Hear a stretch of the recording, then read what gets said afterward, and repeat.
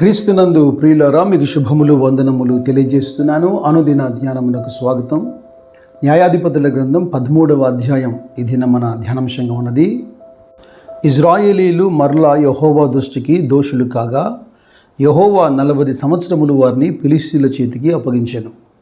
ఆ కాలమున దాను వంశస్థుడును జొరియా పట్టణస్థుడును అయిన మనోహ అను ఒకడుండెను. అతని భార్య గొడ్రాలై కానుపు లేక ఉండెను. యెహోవా దూత ఆ స్త్రీకి ప్రత్యక్షమై, ఇదిగో నీవు గొడ్రాలవు, నీకు కానుపు లేకపోయెను, అయితే నీవు గర్భవతివై కుమారుని కందువు. కాబట్టి నీవు జాగ్రత్తగా ఉండి ద్రాక్షరసమే గాని మద్యమే గాని త్రాగకుండము, అపవిత్రమైన దేన్నైనా తినకుండము. నీవు గర్భవతివై కుమారుని కందువు. అతని తల మీద మంగళకత్తి వేయకూడదు. ఆ బిడ్డ గర్భమును పుట్టినది మొదలుకొని దేవునికి నాజీరు చేయబడిన వాడై ఫిలిష్తీయుల చేతుల నుండి ఇజ్రాయేలును రక్షింప మొదలుపెట్టునని ఆమెతో అనగా, దేవుని యొక్క ప్రణాళికలు ఎంత అద్భుతకరమైనవో ఆలోచించండి. ఒకవైపున దేవునికి వ్యతిరేకంగా జీవిస్తున్న తన ప్రజలు గుణపరచబడినట్లుగా 40 సంవత్సరాలు ఫిలిష్తీయుల చేతిలో బానిసలుగా వారిని అప్పగించేశాడు.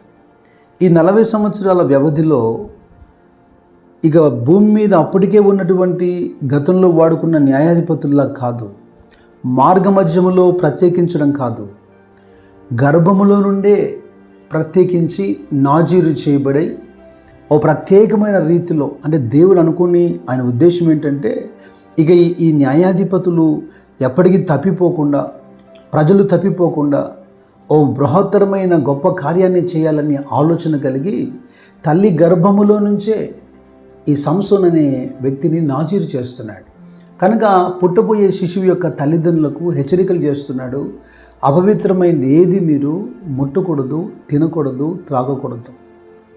సంఖ్యాకాండము 6వ అధ్యాయము మొదటి వచనాల్లో మనం గమనిస్తే ఈ నాజీరు గురించి అనేక విషయాలు రాయబడ్డాయి. అక్కడ హెచ్చరిక చేయబడుతున్న అంశం ఏంటంటే, ఒకటి, ఆహార విషయంలో ఏ విధమైన అపవిత్రత తెచ్చుకోకూడదు. అంటే పులిసిందేది తినకూడదు, ద్రాక్షరసం తాగకూడదు, మత్తు కలిగించేవి తాగకూడదు, ఇలాగా. రెండవది ఏంటంటే, అందరూ ప్రజలు ఆచరించినట్టుగా ఈ వెంట్రుకలు కత్తిరించుకొనడం, అది చేయకుండా పుట్టినది మొదలుకొని ఆ వెంట్రుకలను అలాగే వదిలివేయటం, అలాగే ఎదగనివ్వటం, ఏ విధమైన అపవిత్రత ఆ విషయంలో కూడా కలగకూడదు.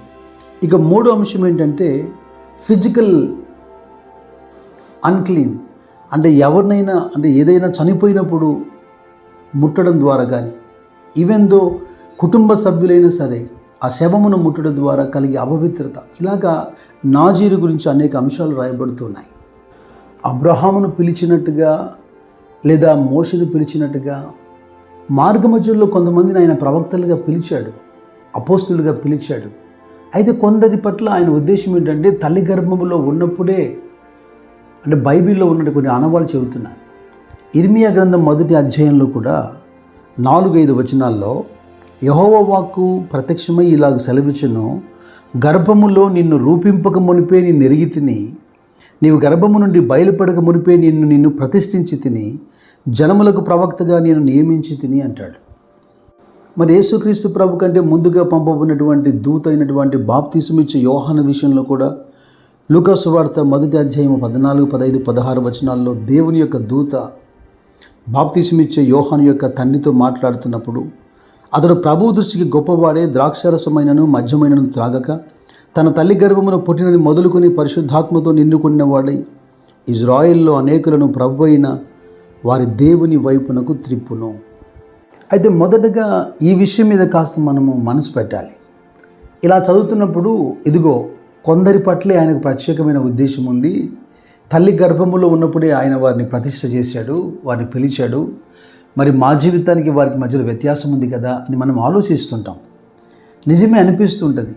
అయితే అపోస్తలుడైన పౌలు ఎఫెసీయులతో మాట్లాడుతున్నప్పుడు సంఘంతో 1వ అధ్యాయంలో 3 నుంచి 6 వచనాలు మీరు గమనిస్తే, నేను 4, 5, 6 వచనాలు చదువుతాను. ఎట్లనగా తన ప్రియుని యందు తాను ఉచితముగా మనకు అనుగ్రహించిన తన కృపా మహిమకు కీర్తి కలుగునట్లు తన చిత్త ప్రకారమైన దయా సంకల్పము చొప్పున యేసుక్రీస్తు ద్వారా తనకు కుమారులుగా స్వీకరించుటకై మనలను ముందుగా తన కోసం నిర్ణయించుకొని మనము తన ఎదుట పరిశుద్ధులమును నిర్దోషములై ఉండవలనని జగత్తు పునాది వేయబడక మునిపే ప్రేమ చేత ఆయన క్రీస్తులో మనలను ఏర్పరచుకొనెను. ఇప్పుడు సంస్థను గురించి ధ్యానిస్తున్నా, ఇర్మియా గురించి ధ్యానిస్తున్నా, లేదా మరొకరి గురించి ధ్యానిస్తున్నా, నీకు ఇంకా ఏ వ్యత్యాసమైనటువంటి ఆలోచన అవసరం లేదు. చాలా తేటగా మాట్లాడుతున్నాడు. జగత్తు పునాది వేయబడక మునిపే ఆయన సంకల్పంలో నీవు ఉన్నావు, నిన్ను ఎన్నుకున్నాడు, నిన్ను ఏర్పరచుకున్నాడు. అంటే మన జన్మ కూడా ఒక ప్రణాళికబద్ధంగా జరుగుతుంది అని నేను జ్ఞాపకం చేస్తున్నాను. ఈ వచనాలు వింటున్నా, ధ్యానిస్తున్న మనము భౌతికమైనటువంటి నాజీరు కంటే కూడా ఆధ్యాత్మికమైన విషయంలో ఈ నాజీరును మనం పాటించాల్సిన ఆవశ్యకత ఎంతైనా ఉన్నది. నేను మీ మధ్యలోకి ఒక ఆలోచన తీసుకొని వస్తాను.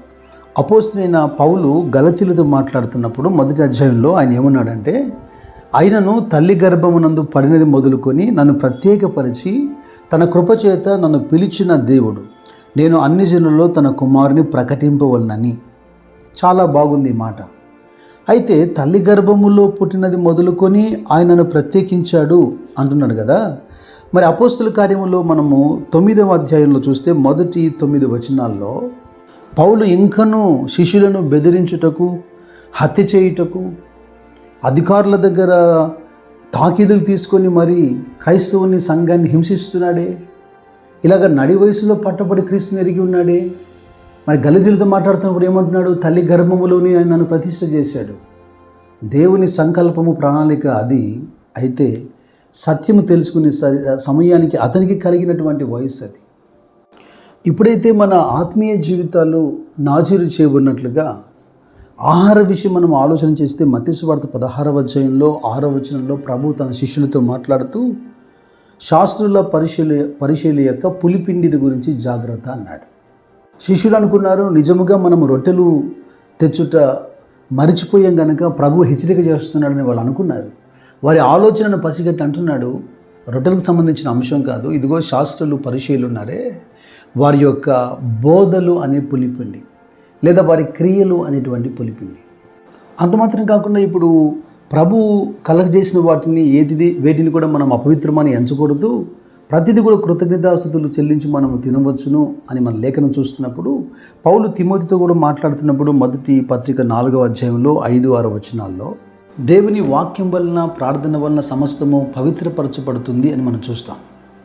అందుకే ప్రభు అన్నారు మత్తయి సువార్త 15వ అధ్యాయం 11వ వచనంలో, నోటి నుండి బయటికి వచ్చినది మనిషిని అపవిత్రపరుస్తుంది కానీ నోటి నుండి లోపలికి వెళ్ళే ఆహారం మనిషిని అపవిత్రపరచదు అన్నాడు.